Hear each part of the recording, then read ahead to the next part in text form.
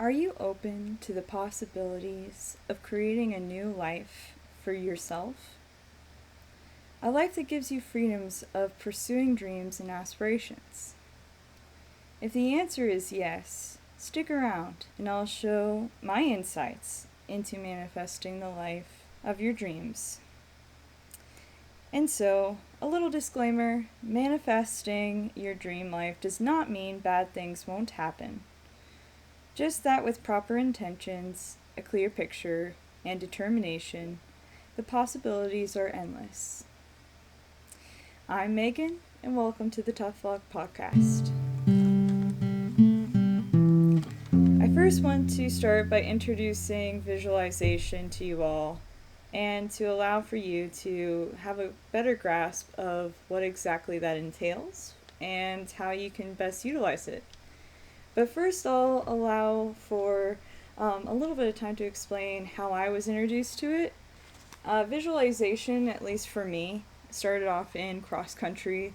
We would lie down on the library floor while our coach would then go over what's going to happen during the race, the hills, the bumps, everything that happens during your race. And so, with that being said, I lie down on that, it was carpeted library floor, and visualized myself going through the race with her, and allowed myself to have a better grasp of what it was happening, so that when I got to race day, I was prepared and ready to go. So that was my first introduction to visualization. But then after the fact, I was introduced to it through spirituality, through yoga, meditation. It allowed for me to also practice visualization through that.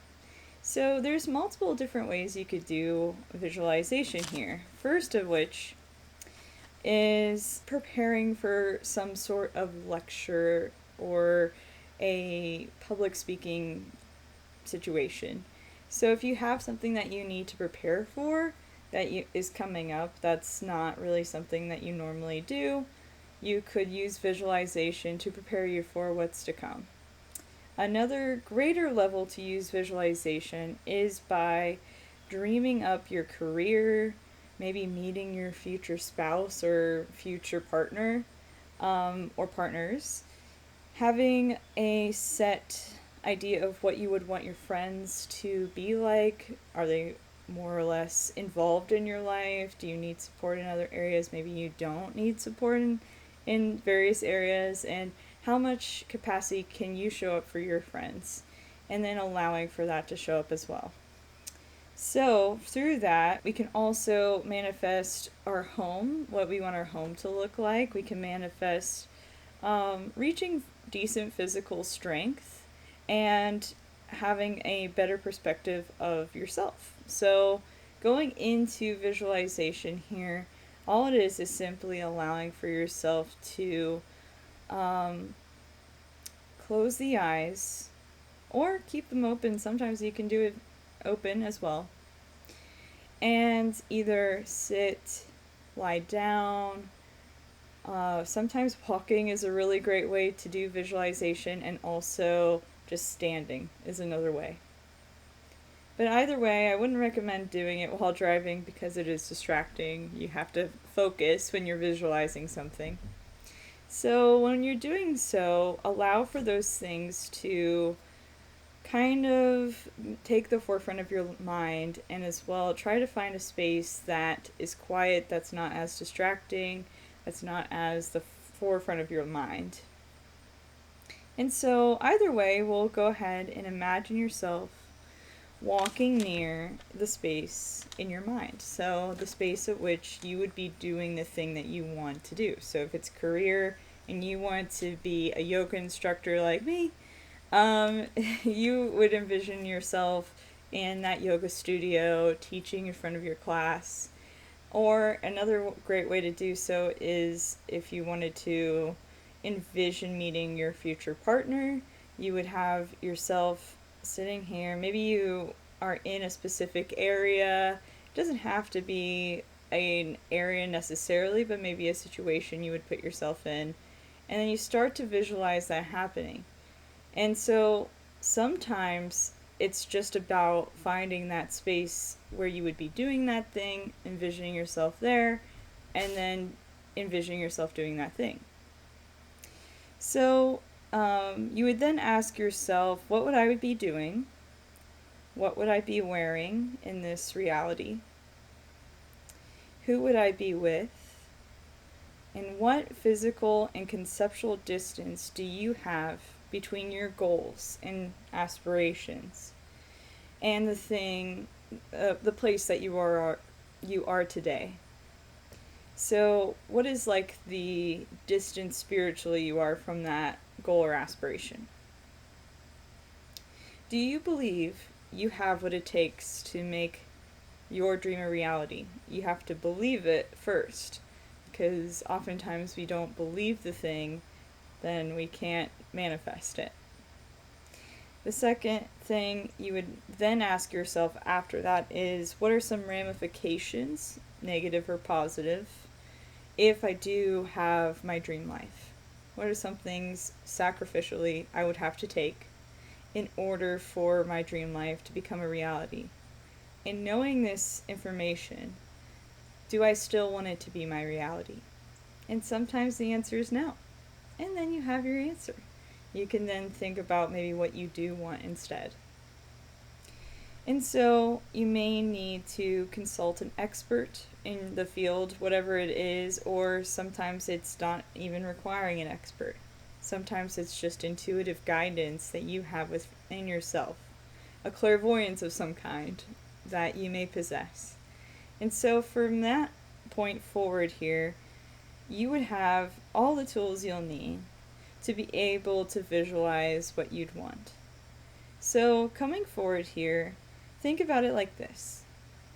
Think about it as if it is a video game, something that you can use to control the situation and to allow yourself to really enable that reality into your mind. As long as your intentions are pure and the thing that you want is within your best interest, I see no problem with executing it from that point forward. So then you put yourself into that reality space. The second step I'd recommend is enabling music or auditory cues to enhance the thing that you're doing. So, what does that mean exactly? Well, you know how music is sound waves that travel? Using music can allow for you to match that frequency that you want to manifest. So, for example, when I was preparing for a 5K, and I know that a lot of this has a lot to do with running because I feel like running is a very spiritual practice. But nonetheless, when I was running 5Ks, I'd often have a playlist that I would prepare for on Spotify that would enhance my race day. So what I would do is I would hear the same playlist going through my head while practicing, maybe running through my own neighborhood or just running around the block a couple times. And then that would enable my brain to match the frequency I needed in order to perform the same day during race day. So sometimes this isn't able to happen just because whatever you're manifesting may not enable you to listen to music. But if you're allowed to listen to music, or there's a possibility of maybe listening to music beforehand to get you in the mood, you could use music to allow yourself to get into the state of mind you need to be in order to perform the best of your ability. Great. So, while this is all happening and doing essentially what you want to do, I would recommend matching the vibrations of whatever you want to feel that day to the music choices you pick, essentially.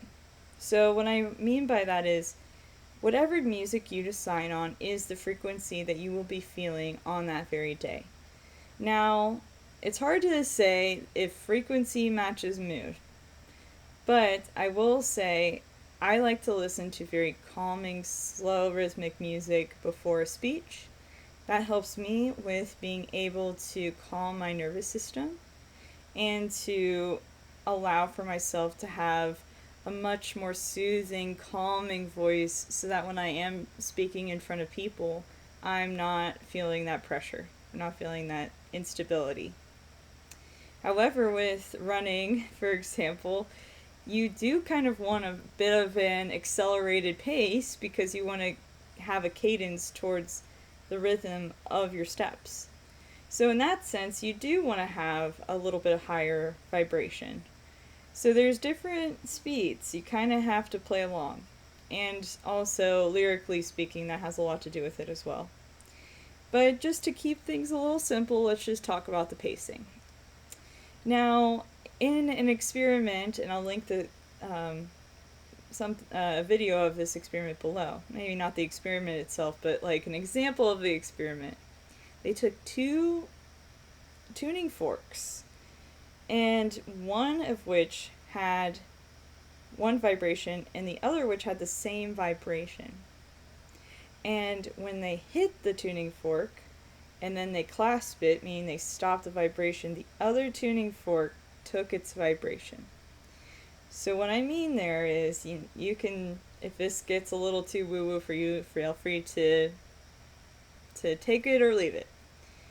But you want to surround yourself with people of the same vibration as you. Or music that matches the same vibration that you want to match. So surrounding yourself with the things that essentially enhance what you're doing. So for example, I am surrounding myself with also entrepreneurs that are doing very similar things to me to match my vibration so that I basically pick up what they're also doing. So I'm matching what they're doing. And that's a great way to do it. It's just surrounding yourself with people that are like-minded. But if you're doing this with music, you want to listen to music that is the similar vibration to what you're doing. And maybe there's not music involved. Maybe it's not a musical thing. Maybe it's simple. If I'm trying to put myself in like an interview sense, I would want to at least have a certain cadence to my voice so that I'm not boring the person on the other side. I don't want it to be this line of like monotone speaking if I'm having a conversation with a professional. But maybe I would listen to people of similar vibrations so that I match their rhythm of voice. And if this is something that doesn't work for you, totally, I'm not a professional. I'm not a scientist. I'm not any of that. This is just what I've experienced. So take it or leave it. You're definitely not hurting my feelings if this doesn't work for you. But with that being said, our minds are very good with adapting to patterns. Basically, I want to create a pattern in my life, a habit of sorts. I want to be able to essentially have that pattern match another person of a similar caliber. Basically meaning that when I listen to maybe a public speaker, maybe someone who is an inspiration to me, maybe I'm an athlete, maybe I just want to be a good friend to my friend, I would then listen to people of similar caliber or listen to music of similar caliber to enhance my abilities. So, that being said, this may have been a bit of a ramble, but thank you for watching so far. I'd like to first promote clairvoyanceyoga.com and the membership, the Yogasphere membership. It's going down in price to $11 a month. We're going down just because we're putting out 2 videos a month instead of 4. Nothing said of that on the website just yet, but hang on tight, I'll put it up. And as well, I'm going to try to start doing a little bit more full moon classes in the park.